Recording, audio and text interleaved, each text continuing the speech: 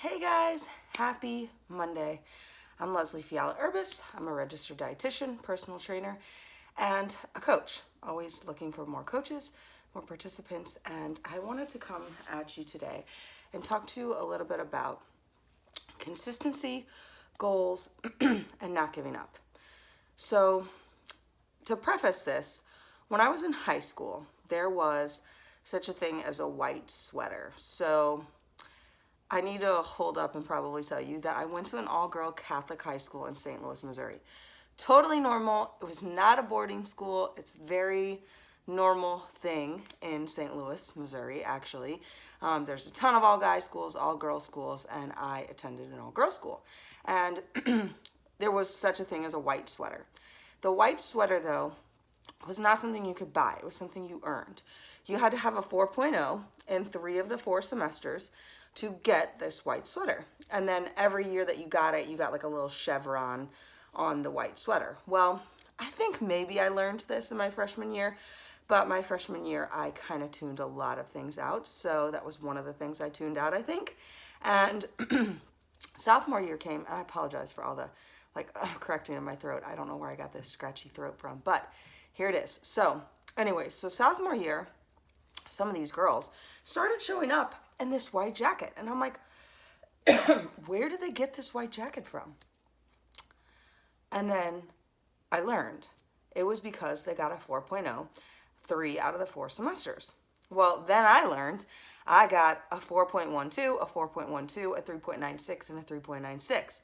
And I was like, I missed it by a quarter. I didn't even know. I would have put more effort.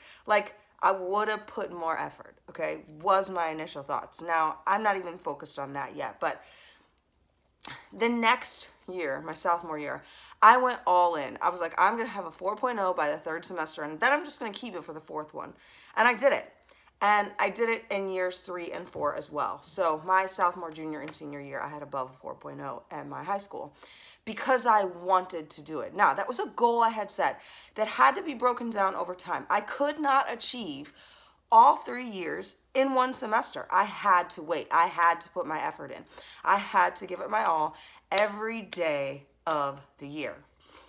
Well, after my sophomore year of high school, I played sports, and junior year was the year that you were supposed to make varsity. And whether I sucked or my coaches did personally kind of dislike me, don't really care if they're listening out there, because I do know one of my coaches personally told me I was too fat to play softball, which really is not a true statement, because I wasn't really fat. I was actually a very normal, healthy BMI. I just wasn't super skinny.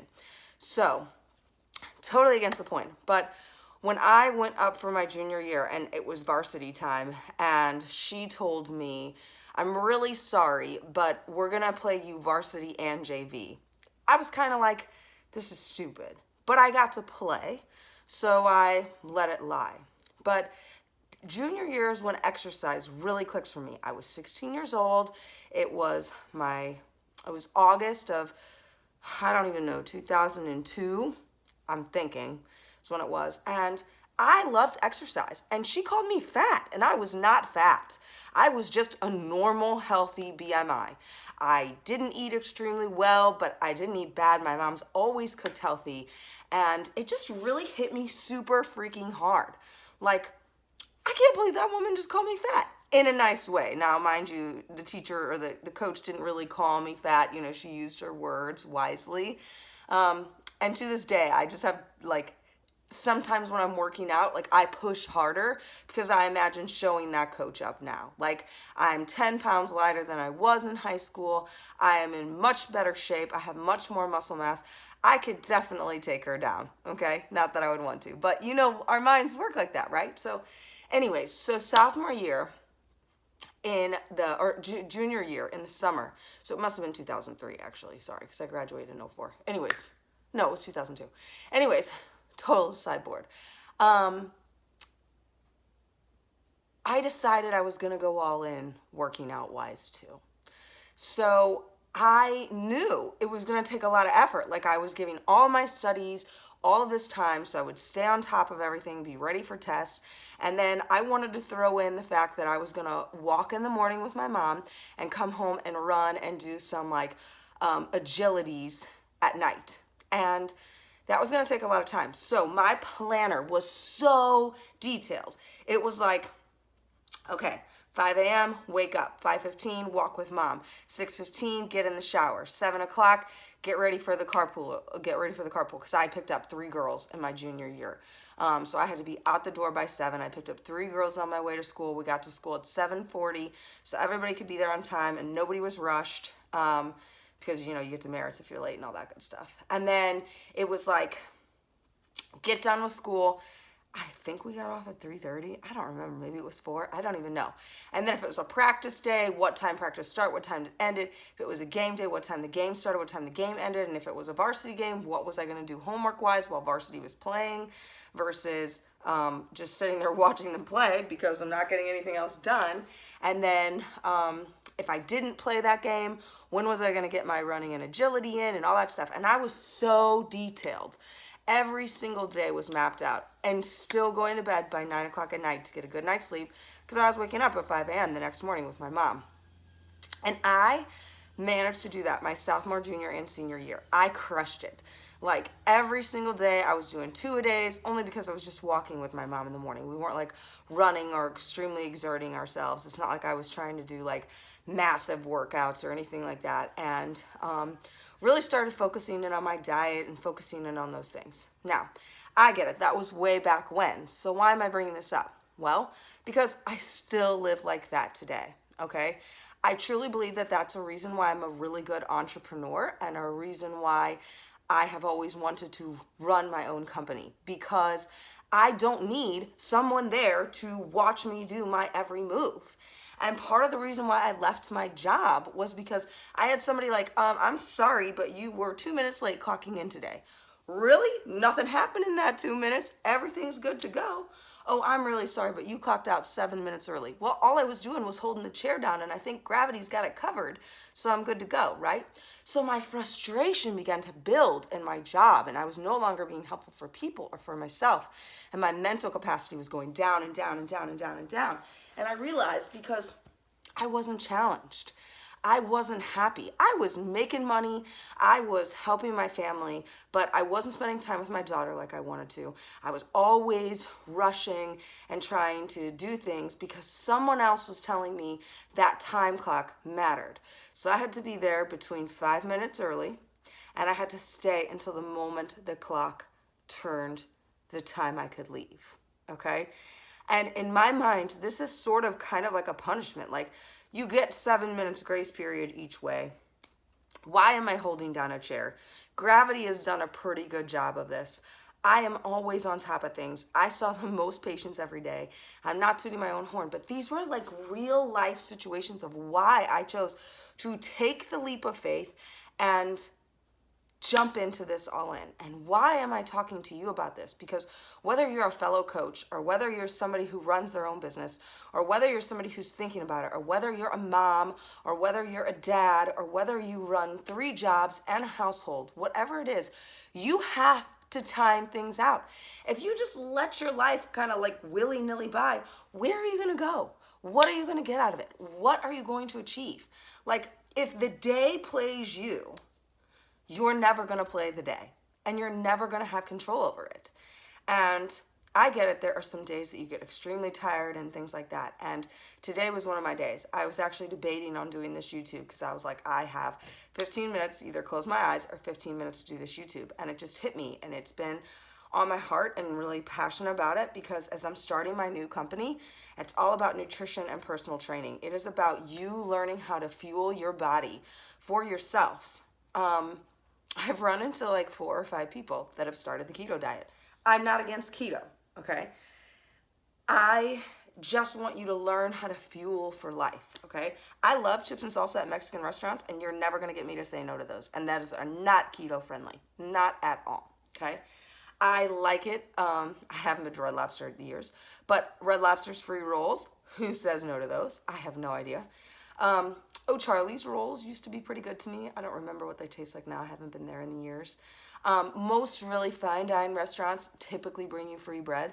Who wants to say no to the free bread? Most appetizers have some sort of carb in them, right? So my biggest thing is that why do you want to learn how to live life on someone else's terms? Why, in the same way, you don't want the day to play you, right? You don't want the day coming at you.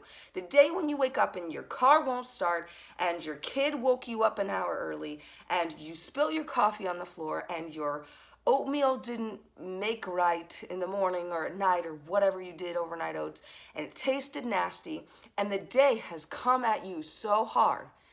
You can't give up. You still have to go through the rest of your day. You have to take it step by step, day by day. And so you have to come back from that. You can't just be like, okay, you know what, Lily, you're 18 months old and you woke up too early and mom's tired, so you just got to sit there and play with yourself. You can't do that, right? You can't play the day, okay? You can't do that. So you got to come back and you got to take it over. You got to take a deep breath, okay? And that's the thought process. When you jump on one of these diets, when you go on keto, when you go on a low carb diet, when you do one of these things, it's like, boom, life came at you. And your car broke down. You didn't plan on having dinner already prepared. And you have a McDonald's next to you where the car is being repaired. So you go to the McDonald's and your heart says French fries. It's like, all I want is a French fry. And you break the diet. And then you feel bad. How is that preparing you for life? How is that preparing you for adventures? How is that preparing you for when life doesn't go the way you planned it to go? Right? So my biggest thing here is that from the moment that sophomore year I decided to earn that white sweater, and the moment my junior year when I decided to take fitness into my own hands, to the moment right now, it took me time. Time to learn, time to adapt, time to adjust. So whether you're watching this video because you're following a diet and you really want to know what this Fueling for Life Adventures thing is, or whether you're a coach with me and you're super curious of how to run your day, or whether you are just someone who stumbled across this and you're like, this girl is really super passionate and uses her hands a lot. Totally me, totally true. Whatever the reason is, my 3 points I want you to take out of this is 1, you have to rule your day. If not, and the day rules you, you will get nowhere, okay? The day will always run you. The day will always take you over. And you'll never get ahead. No matter how many New Year's goals you set, no matter how many times, you won't achieve them unless you rule the day and you use that planner method. Number 2, you can follow whatever diet you want to follow and believe whatever you want to believe, as long as you know that for the rest of your life, you will be satisfied following that. If not, I implore you to watch this video and jump in and join me in learning how to fuel for all of life's adventures, because that is what I teach you, how to live, whether you're dining out, dining in, able to meal prep, not able to meal prep, whether or not you go on a vacation for 3 weeks, how to run your life fueling for your adventure. And the last thing I want you to take away from this is people will come like that coach and they will tear you down. And you have to learn how to just say, see ya, and the thought's gone. Because I can tell you right now, I have 15 people that I love dearly that I can tell you are thinking or knowing or already planning for me to fail. And it's sad to say that, but I can tell you, I know at least 5 people, really 15, that would say under an oath or even to my face while drinking, are you really done with this, like, going for your own business thing, trying to achieve what you're trying to achieve? Like, why don't you just be a stay-at-home mom? Or why don't you just wait and get a part-time job? Or go back to something that's a little bit more secure, don't you think? And I don't think any of them would have said that to me sophomore year when I said the thing about the sweater or said the thing about wanting to work out. But I didn't share the goal. And now that I share this goal with you, that I hope to run a 6-figure company on my own, and I hope to be able to employ other dietitians, and I hope to be able to help hundreds of thousands of people to learn how to fuel for their life's adventures. That if I fail, I have to come back and tell you it. And guess what? I'm 100% okay with doing that. So I hope you enjoyed those 3 points. I hope you got something out of this today. And if you don't know who I am, I'm Leslie Fiala Urbis. I am a dietitian, a personal trainer, and a coach. I would love to work with you. I have a YouTube channel, Leslie Urbis. I'm on Facebook as Leslie Fiala Urbis. I have a website, fitfabnutrition.com. And I also am on Instagram at lurbis11. I would love to chat with you. I'd love to pick your brain about any of the things that you had in this. You can ask me lots of questions. I'm always here for you. And I hope you have a fabulous Monday. Have a good day.